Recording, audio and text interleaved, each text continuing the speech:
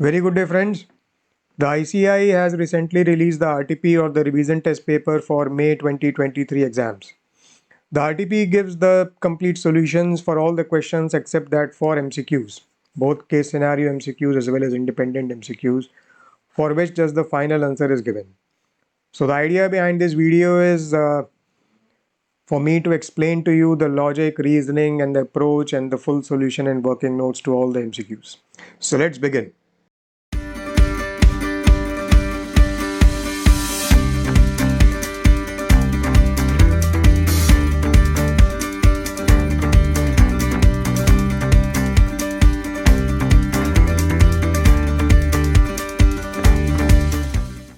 We will first look at income tax law and then we will move to GST.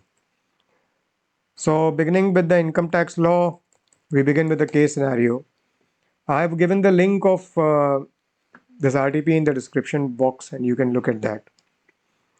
So if you look at this case scenario, you will realize that there are multiple provisions and angles of TDS as well as TCS which are involved. So I think before we begin with the case scenario study, it will be very useful and important for us to take a very brief, quick look at the relevant provisions. We look first at section 194Q, which is TDS on purchase of goods. TDS is to be deducted under 194Q by a buyer. The condition is that the turnover from the business carried on by the buyer should be more than 10 crore during the immediately preceding financial year, right? The payee should be a seller who is a resident, okay? TDS is supposed to be deducted in respect of any sum for purchase of goods of value or aggregate more than 50 lakh in the previous year.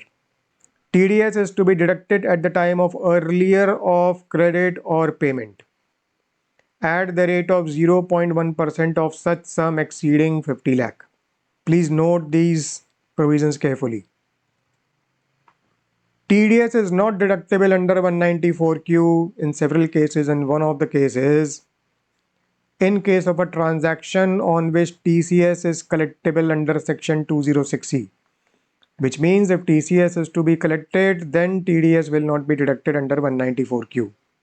But there is an exception, that is 206C1H, where 206C1H applies and 194Q TDS also applies. Then TDS will be deducted under 194Q, TCS will not be collected under 206C1H.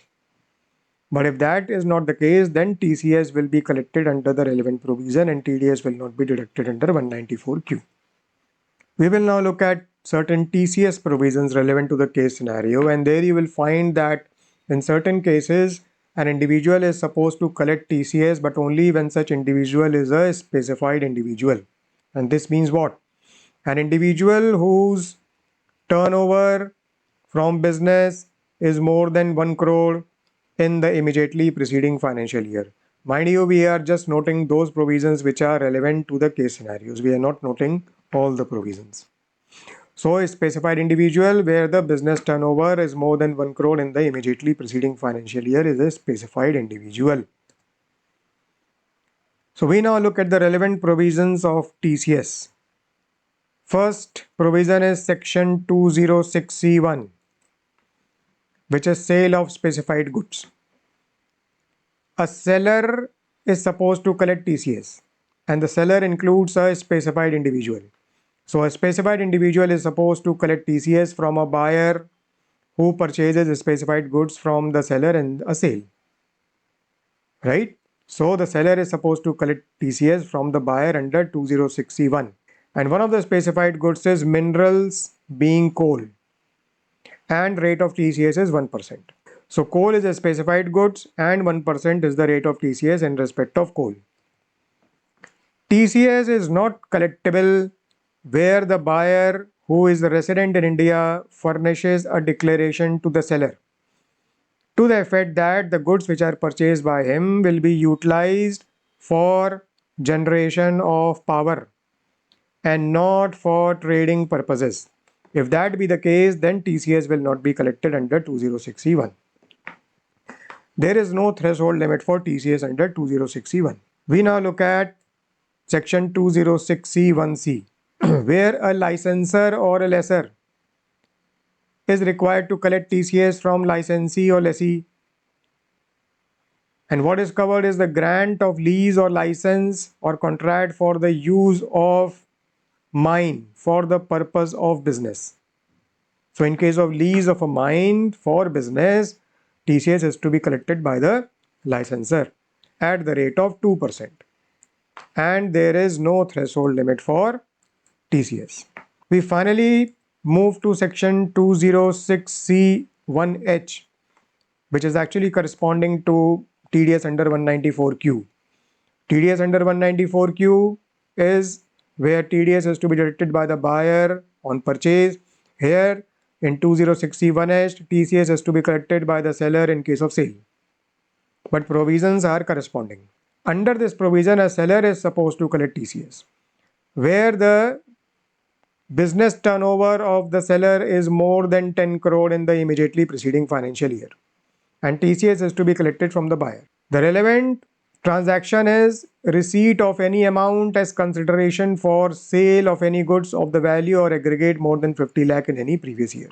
What we need to note here is TCS is not collectible under 206C1H where the goods are covered under section 206C1, which we noted a short while ago.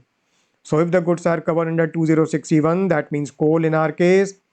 In the case of this case scenario, then 206C1H will not apply and TCS will not be collected under 206C1H. Okay. So now we look at the facts of the case scenario. Kishore and Sons is a dealer of coal and its turnover for the financial year 21-22, which means the immediately preceding financial year, was 12 crore. Kishore and Sons is a sole proprietorship concern. That means it is classified as an individual. So the point which comes around is Kishore and Sons is a specified individual. Why? Because its turnover in business is more than 1 crore in the immediately preceding financial year. Okay. The state government of Hyderabad granted a lease of coal mine to Kishore and Sons on 1st May 2022 and charged 11 crore for the lease. 11 crore for the lease. So this is lease of coal mine. So point which comes across is grant of lease of coal mine is covered under 206C1C, which we noted a short while ago. Further, the question states that Kishore and Sons sold coal of 95 lakh to BAC company during the previous year. Messrs XYZ Limited also purchased coal from Kishore and Sons for 55 lakh for trading purpose. Note that XYZ Limited purchased coal for trading purpose. And turnover of XYZ Limited during previous year 21-22, which is immediately preceding previous year, was 12 crore. PAN is duly furnished by the buyer and seller to each other. As far as sale to BAC company is concerned, these are the details of sale, where the date of sale is given, date of receipt or payment is given, and the various amounts are given. Turnover of BAC company during the immediately preceding previous year or financial year is 11 crore. The above amounts were credited to Kishore and Sons accounts in the books of BAC company on the date of sale. That means when we look at this date of sale, it actually also refers to the date of credit. So now in this table, we have the date of credit and date of payment as well as the amount. We further note that BAC company furnishes a declaration to Kishore and Sons that coal is to be utilized for generation of power. Now we move to the questions, but before that, there are some other points that arise from the facts. We noted point number 1 and 2. The third point is there is a sale of coal by Kishore and Sons, and we have noted that sale of coal is covered under 206C1. Sale of coal, because coal is a specified good under 206C1. Since these goods are covered under 206C1, that means sale of coal is not covered under 206C1H. Okay, so it is not covered under 206C1H, it is covered under 206C1. Similarly, grant of lease of coal mine is covered under 206C1C. As far as the purchaser of coal is concerned, BAC company and XYZ Limited, purchase of coal is covered under 194Q. And both BAC company and XYZ Limited are covered as a buyer under 194Q. Why? Because The turnover in business in their case is more than 10 crore in the immediately preceding financial year. And the sum for purchase of goods in each of the cases is of value more than 50 lakh in the previous year. Since the question states that the PAN is furnished by the buyer and seller to each other, you know that there is a higher rate of TDS which applies under 206AA and a higher rate of TCS which applies under 206CC in case of no PAN cases, but these provisions will not apply. So the regular rate of TDS or TCS will apply. The higher rate won't apply. Fine. Now with this amount of clarity, we move to the question. So the question number 1 is, who is required to deduct or collect tax at source in respect of lease of coal mine by the state government of Hyderabad to Kishore and Sons, and at what rate? And at what rate? So as we noted, lease of coal mine is covered under section 206C1C and the rate of TCS is 2% and the amount is 11 crore. So the state government of Hyderabad is required to collect TCS under 206C1C. So the answer is A. State government of Hyderabad is liable to collect TCS at the rate of 2% on 11 crore, because this is what is the provision of 206C1C. Second question. Is Kishore and Sons required to collect tax at source in respect of sale transactions with Messrs. BAC Company? If yes, when and what is the amount of tax to be collected? So we are now talking about sale to BAC Company. Now sale of coal is covered under section 206C1. So Kishore and Sons is required to collect TCS from BAC and Company. But we noted that BAC Company has furnished declaration that coal is to be utilized for generation of power and not for trading purposes. And this is the exception under 206C1 which we noted. Therefore, TCS is not supposed to be collected by Kishore and Sons. Okay. So for question number 2, the answer is D. No, Kishore and Sons is not liable to collect TCS. Question 3. Is Kishore and Sons required to collect tax at source, TCS, in respect of sale transactions with Messrs. XYZ Limited? If yes, what is the amount of tax to be collected? Tax is to be collected, TCS is to be collected. Sale of coal is covered under which section? Section 206C1. And we noted in the question it is mentioned that XYZ Limited would use the coal for trading purposes. That means XYZ Limited has not given the declaration of the like which BAC Company has given. So therefore TCS will be collected. And as we noted in the provisions, what is the rate? Rate is 1% in respect of coal. And the amount is 55 lakh for XYZ Limited. So TCS will be 1% of 55 lakh, which is 55,000. Just to make a mention here, although it is not asked in the question, what about TDS under 194Q? Is XYZ Limited required to deduct the TDS under 194Q? No. Why? Because in 194Q we noted if TCS is collectible under any provision except for 206C1H, that means in this case it is collectible under 206C1. Therefore, TDS under 194Q will not apply. So what is the answer to answer 3? Answer is yes, Kishore and Sons is required to collect TCS and amount will be 55,000. Question number 4. Is Messrs. BAC Company required to deduct tax at source in respect of purchase transactions with Kishore and Sons? If yes, when and what is the amount of tax to be deducted? Okay, now we are asking whether BAC and Company is required to deduct tax at source. So BAC Company is required to deduct tax at source. Why? Because TCS is not collectible in the case of BAC Company under section 206C1. In answer 2, we noted that BAC Company has furnished declaration and therefore TCS is not to be collected by Kishore and Sons in the case of BAC Company. Now since TCS is not collectible, 194Q is not excluded. 194Q comes into play. So TDS is supposed to be deducted under 194Q. And we also noted above that BAC Company is covered as a buyer under section 194Q, right?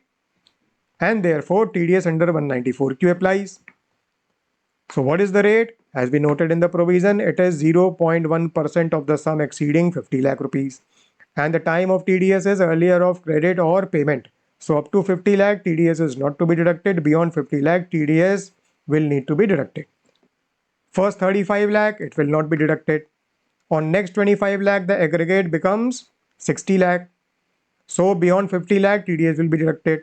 Since it is 60 lakh, that means on 10 lakh, TDS will be deducted at the time of earlier of date of sale, which is the date of credit or the date of payment. So earlier of 30th June or 10 July, which is 30th June.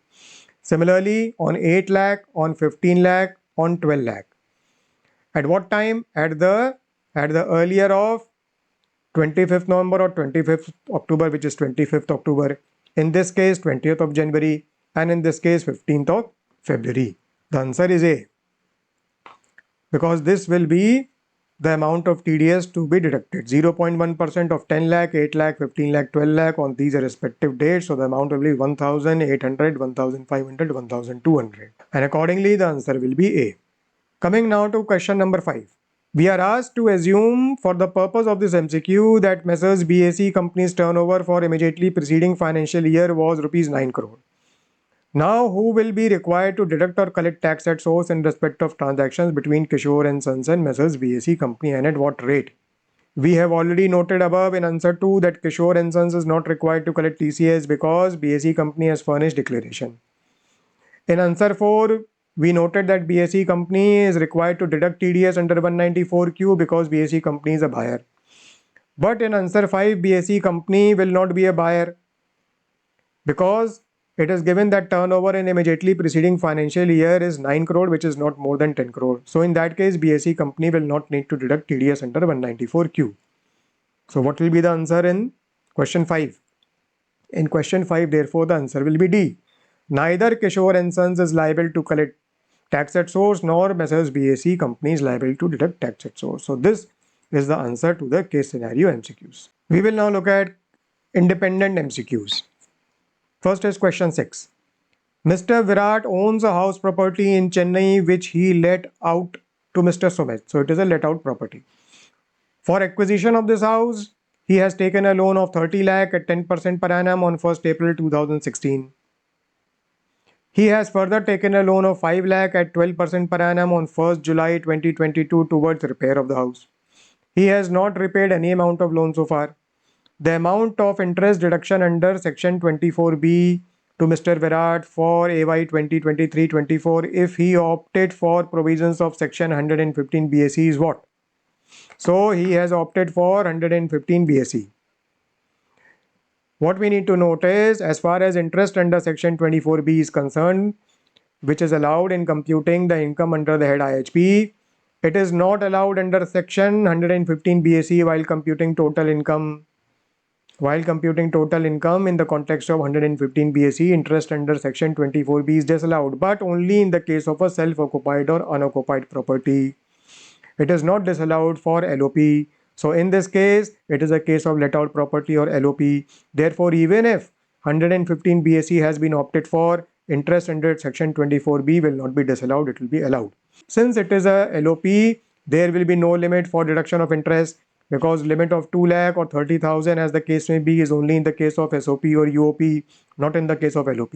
So now interest will be fully allowed and we compute the amount of interest. In respect of loan for acquisition, what is the amount of interest? 10% of 30 lakh for the year, that is 3 lakh.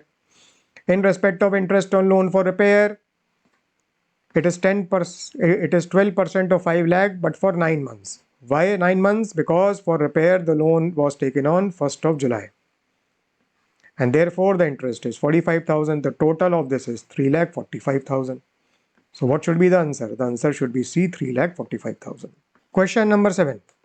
Mr. Rishabh, aged 65 years and a resident in India, so he is basically a senior citizen, has a total income of 4 crore 50 lakh, comprising LTCG under 112 of 85 lakh, LTCG under 112A of 75 lakh, and other income of 2 crore 90 lakh. What would be his tax liability for AY 23-24, assuming that he has opted for provisions of section 115 BAC? So basically we are asked to compute the tax liability. Now here we note that Mr. Rishabh is a senior citizen. But is this really relevant? No, this is not really relevant. Because in 115 BAC, same rates apply to a normal individual or a senior citizen or a super senior citizen. So Mr. Rishabh is a senior citizen, it doesn't matter. Okay, so 115 BAC rates will be applicable to the other income, while for LTCG under section 112, 20% rate will apply. For LTCG under section 112A, 10% rate will apply after giving a threshold or exemption of rupees 1 lakh. Now we also need to look at the provisions of surcharge, because the total income exceeds rupees 50 lakh.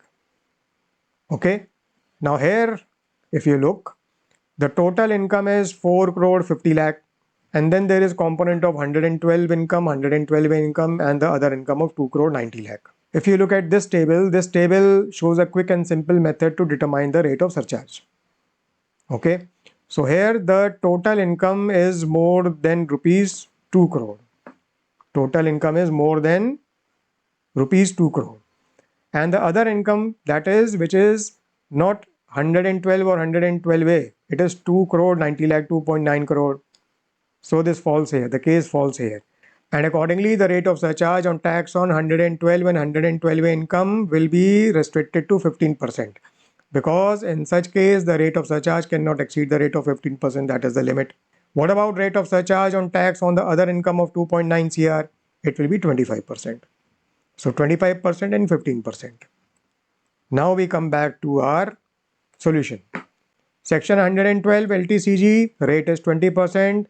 LTCG is 85 lakh. So 17 lakh is the amount of tax.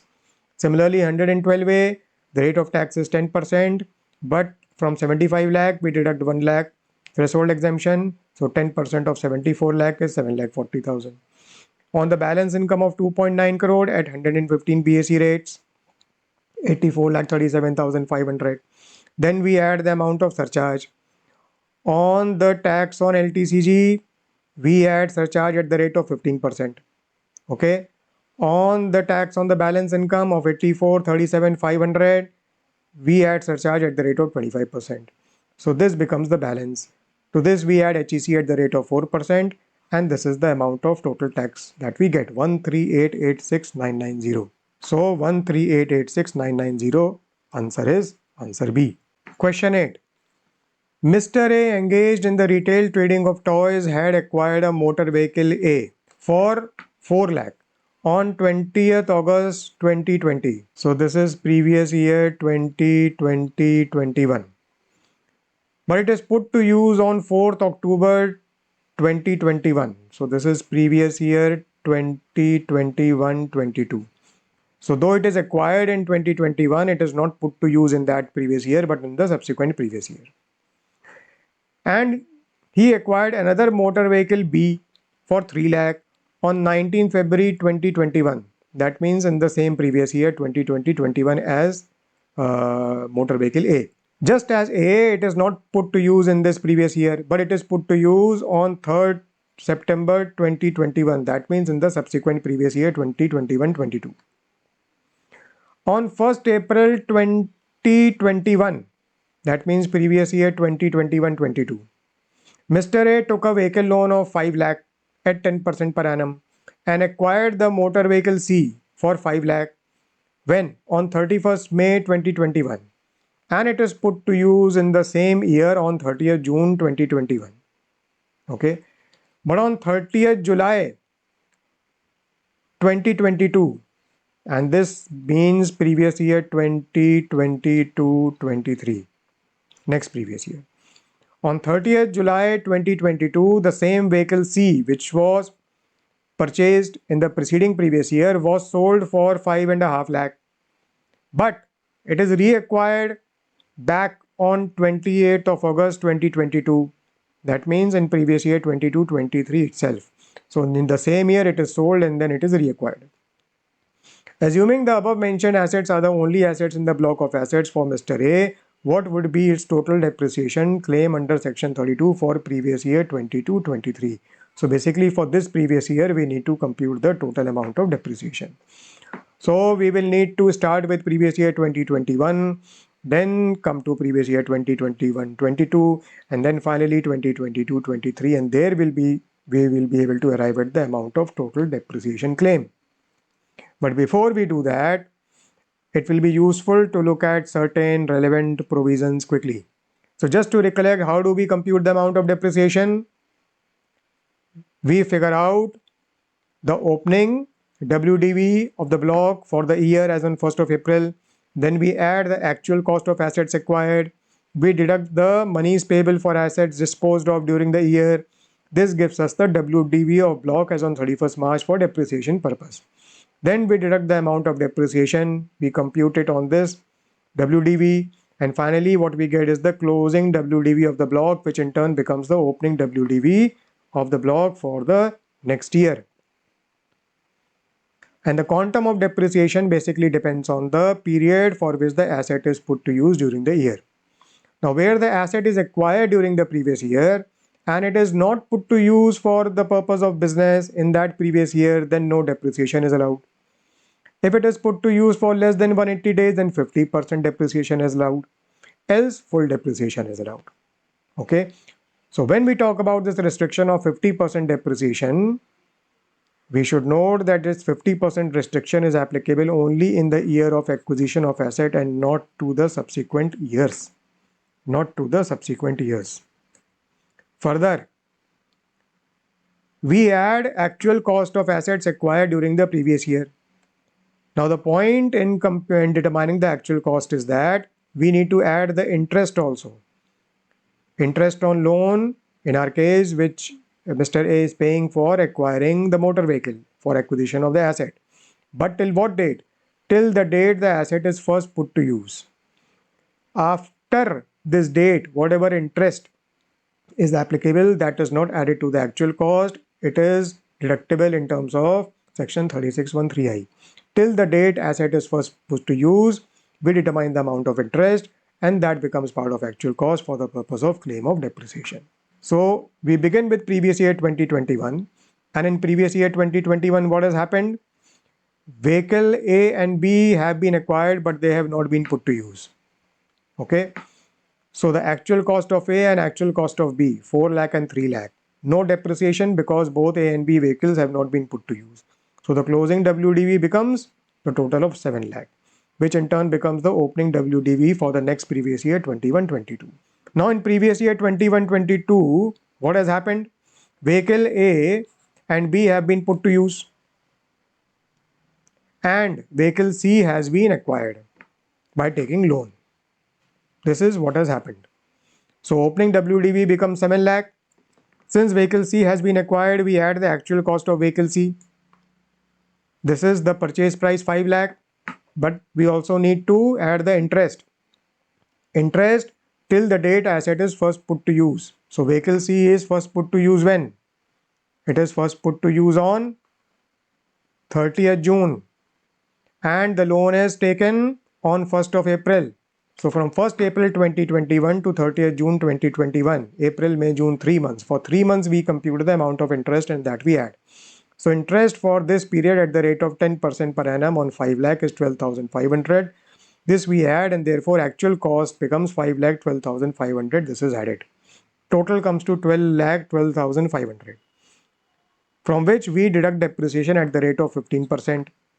Okay, and this becomes the closing WDV, which then in turn becomes the opening WDV for the current previous year 2022-23, for which we need to figure out the amount of depreciation. Now what has happened in previous year 22-23? Two things have happened. Vehicle C was sold and then reacquired.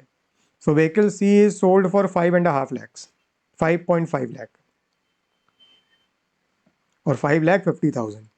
So basically then we deduct monies payable for the sale, which is 5 lakh 50,000.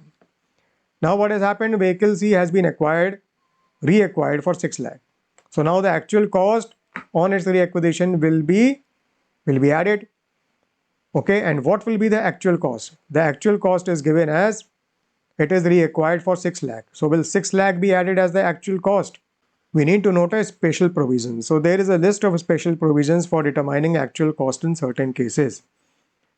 And the case that is relevant to us is the case of reacquisition. This provision applies when the asset once belonged to the assessee and was used by him for the purposes of his business or profession. So vehicle C belonged to Mr. A, which was used for his business. It ceased to be his property by reason of transfer, so vehicle C was sold. but it is subsequently reacquired. So in this particular case, the actual cost to the assessee will be the lower of A or B. A will be the original actual cost to Mr. A minus we will deduct the amount of depreciation that would have been allowable as if the asset was the only asset in the relevant block of assets, or B, the actual price for which the asset is reacquired. Actual cost for C, vehicle C, will be the lower of A or B. A is what? The original cost of 5,12,500 which we computed above, right? Which we computed above. And then we will deduct depreciation allowable as if it was the only asset in the block. So for the preceding previous year, we will compute 15% of 5,12,500, which will come to 76,875. So 5,12,500 minus 76,875 will come to 435,625. This is A. B is what? The price at which it is required, it is 6 lakh. Lower of A or B is what? 435,625. This is what will be added as the actual cost of vehicle C. We will get this balance 916,250, on which we will allow depreciation at 15%, which is 137,438. So this becomes our answer for previous year 22-23. Claim of depreciation is 137,438. What is the answer? The answer is C, 137,438. So this brings us to the end of income tax, and now we move to GST. Now we will look at the GST questions, and this is a case scenario basically. So we first look at the facts of the case scenario. Manavta Trust is a charitable trust registered under Section 12AB of the Income Tax Act. The trust is well known for its educational, charitable and religious activities. The trust became liable to registration under GST in the current financial year since it exceeded the threshold limit for registration and thus got itself registered in the state of Gujarat in the month of May. Okay, this indicates that the trust was not liable to registration in the preceding financial year because it did not exceed the threshold limit for registration. In the month of June, what happened? A multinational company, Dhruv Tara Limited, gifted 500 laptops worth rupees 50 lakh to the trust free of cost for the charitable purposes without any intention of seeking any business promotion from the same. Manavta Trust distributed these laptops for free in the same month to the needy students for facilitating them in their higher studies. Okay. So basically laptops were received as gift and they were distributed to the needy students free of charge. Manavta Trust owns a higher secondary school. Manavta Higher Secondary School in Gujarat in the month of July. So this is July. The trust availed security personnel services from Perfect Security Solutions Gujarat, a proprietorship concern, for security of the school premises for a consideration of 2 lakh. It also received legal consultancy services from Maya and Company, a firm of advocates, for the issues relating to the said school for 1,20,000 in the same month. So 2 services were received: security personnel services from a proprietorship concern and legal consultancy services from a firm of advocates. Manavta Trust furnished the following information regarding the expenses incurred by it in the month of August. So this is August. All transactions being interstate. IGST. 1. Services received and used for supplying taxable outward supplies 3,50,000. 2. Catering services received for students of Manavta Higher Secondary School 2 lakh. 3. Buses purchased with seating capacity of 25 persons including driver 10,50,000, but buses were delivered in the first week of September. Manavta Trust provided the following information in respect of services provided by it during the month of August. So this is also August. 1. Old age home for senior citizens. Nominal monthly charges of 15,000 for boarding, lodging and maintenance from each member, and total number of members is 20. Renting out a community hall situated within the precincts of a temple managed by it on 15th August for a religious function in first half for 5,000 and for an art exhibition in the second half for 6,000. Third, renting out the rooms in the precincts of said temple to the devotees for a rent of 950 per room per day. Total rent collected in August amounts to 35,000. All figures are exclusive of taxes. Aggregate turnover of Manavta Trust for the preceding financial year was 15 lakh. All the conditions necessary for availment of ITC are fulfilled. Manavta Trust intends to avail exemption wherever applicable.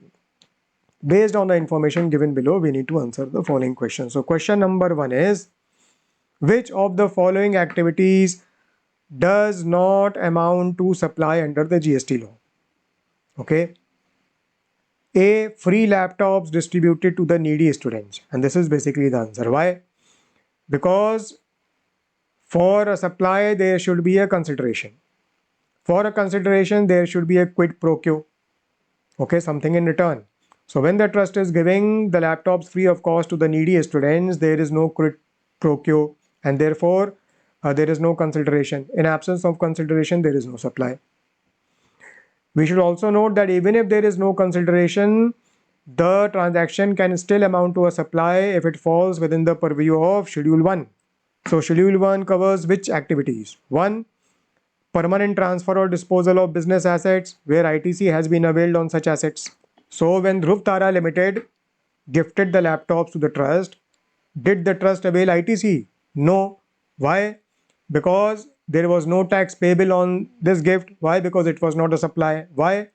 Because there was no quid pro quo in that case. Why? Because the question states that Dhruv Tara Limited did not have any intention of seeking any business promotion from the same. So in effect, there was no quid pro quo, and therefore it was not a supply, and consequently ITC could not have been availed. So this para 1 of Schedule 1 will not apply, and the other paras of Schedule 1 are also not applicable. That is supply between related persons or distant persons. Okay. Supply of goods between principal and agent, import of services, all these things are also not applicable where the trust is giving the laptops free of cost to the needy students. So the answer is A, that is free laptops distributed to the needy students is not a supply. As far as old age home is concerned, it is a supply. Renting of community hall, renting of rooms, all these are supplies. So A is the answer, A is not a supply. The next question is, compute the value of inward supplies on which tax is payable by Manavta Trust under reverse charge RCM for the month of July. Under RCM, tax is payable by the recipient. So we need to see what are the inward services in the month of July. And for July, there are two inward services: security personnel services from a proprietorship concern and legal consultancy services from a firm of advocates. Now both these services are covered under RCM provisions. RCM entry number 14, supply of security personnel.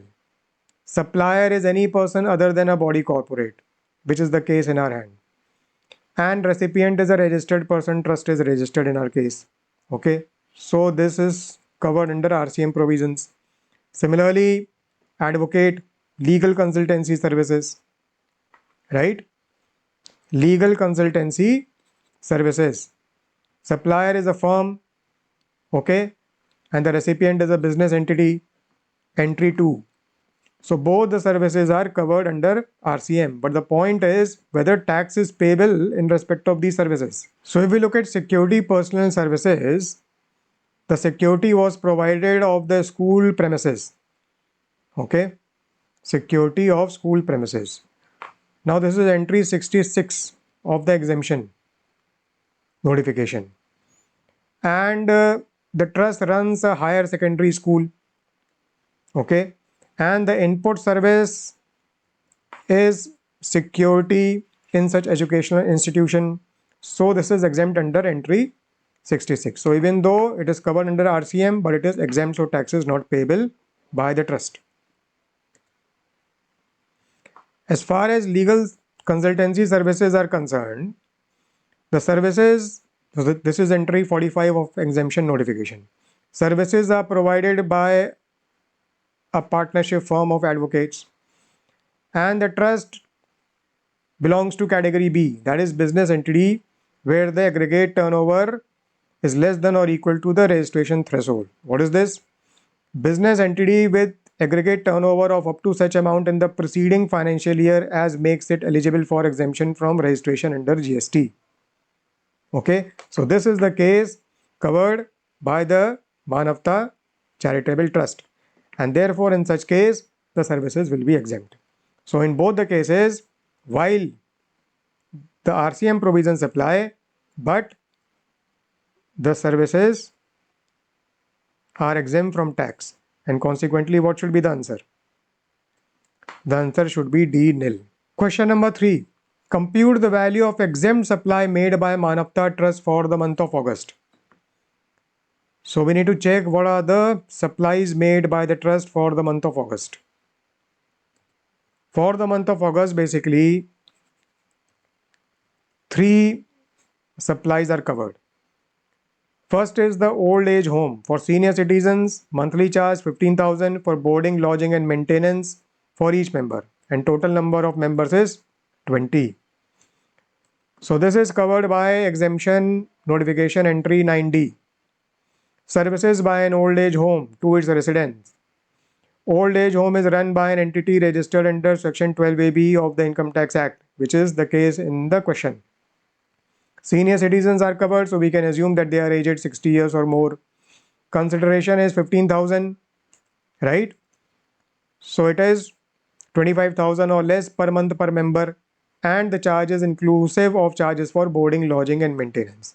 And therefore, this supply is exempt. So exemption under entry 9D, 15,000 for 20% is equal to 3 lakh. The next supply in the month of August is renting out of community hall within the precincts of temple managed by the trust. First half rent is 5,000 and second half rent is 6,000. So the rent for the day is 11,000. Entry 13B of exemption notification. Renting of precincts of a religious place, temple, and it is managed by the trust, which is registered under section 12AB. Renting of premises is not exempt where charges are 10,000 or more per day. So in our case, it is 11,000. So this is not exempt. Third, it rents out the rooms in the precincts for a rent of 950 per room per day, and total rent collected is 35,000. So what will be the position here? Renting of rooms is not exempt where charges are 1,000 or more per day. In our case, it is 950. Therefore, this is exempt. So if we look at the answer, old age home is exempt, value 3 lakh. Renting of community hall is not exempt. Renting of rooms is exempt, value 35,000. So this plus this is equal to 3,35,000. So for question 3, the answer will be C, 3,35,000. Question number 4 is compute the value of taxable supply made by Manavta Trust for the month of August. So for the month of August, we already noted the 3 supplies, out of which 1 is not exempt and 2 is exempt. So what is not exempt is taxable. And it is what? It is basically renting of community hall, which is not exempt. And it is 6,000 plus 5,000 rent, this is 11,000. So what should be the answer? The answer will be B, 11,000. And finally, question number 5, determine the amount of ITC that can be credited to the electronic credit ledger of Manavta Trust in the month of August. And we need to assume the GST rate to be 18%. So basically in the month of August, the following 3 items are relevant for the purpose of claim of ITC. Let's see. Number 1, services received and used for supplying taxable outward supplies. So ITC can be claimed. 3,50,000 is the value. Okay. So if we look at the answer, 3,50,000 is the value and 18% thereof is rupees 63,000 IGST, which can be claimed as ITC. Second is catering services received for students of the school, 2 lakh. Now if we look at catering services, this is entry number 66 of the exemption notification for education related input services. And since the trust is running a higher secondary school, input services which are in the nature of catering is exempt. Since it is exempt, ITC is not available.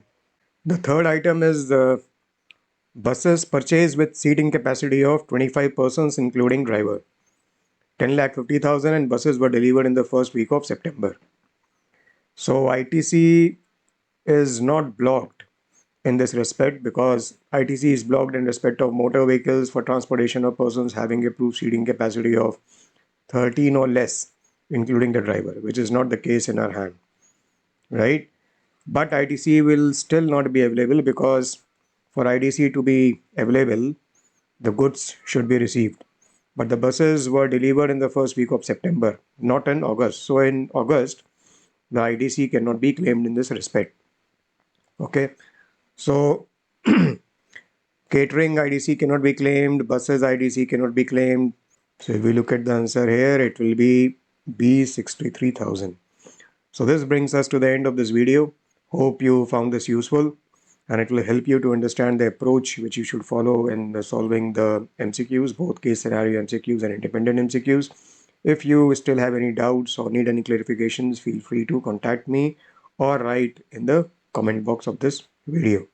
Good day and all the best to you.